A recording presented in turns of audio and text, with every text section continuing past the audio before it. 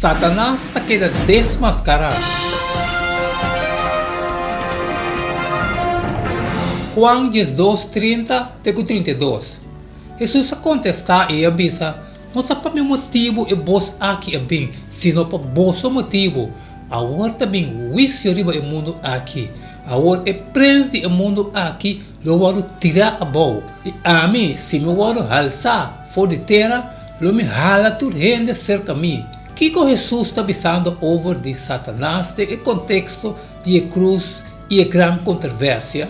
Depois de a papia over de morte de Jesus na cruz, ela de White escreve over de impacto de controvérsia, over de impacto poderoso que essa que estava tendo no cielo e para o universo que estava wak. Satanás, sua acusação mentiroso contra de caráter e governo divino a sair na clara de na luz verdadeira.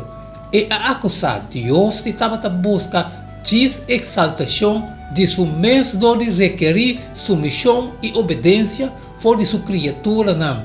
E a declarar que, mientras que o Criador estava a exigir negamento de ame for de todo outro, e mesmo não estava a praticar negamento de ame e não estava a fazer sacrifício. A altura rende por a miracle, para a salvação de raça cair pecaminoso e majestade do universo, a fazer o sacrifício de mais grande que o amor por fazer.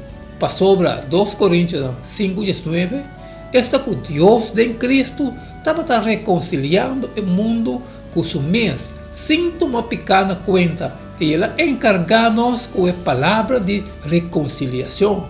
Também a queda mirar com mientras que Lúcifer abre porta para a entrada de pecado, donde seu desejo para honor e supremacia, Cristo a humilhar seu mês e abrir obediência na morte para assim destruir pecado.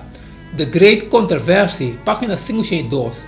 2 Coríntios 5:19. Esta que Deus em Cristo estava reconciliando o mundo com seu mês, sem tomar pequena conta. Ele encarga-nos com a palavra de reconciliação. Com o morto de Cristo a reconciliar o mundo cair na Deus, o mundo cair de pecado, de rebeldia. Ele larga seu mês abrir para complot de Satanás, de maneira que claramente pode mirar. Por exemplo, no book de Job, Jesus, sin embargo, dor de segurar a humanidade em seu mês, mientras que nunca estava perdendo sua divinidade, a forma uma união inseparável entre cielo e terra e, com seu morto, a garantizar o morto final de pecado e Satanás. Na cruz, Jesus apaga castigo legal para pecado, reconciliando assim o mundo cair com Deus. Aunque conosco pecador não condenado morto, para fé nós portamos a promessa de vida eterna de Jesus.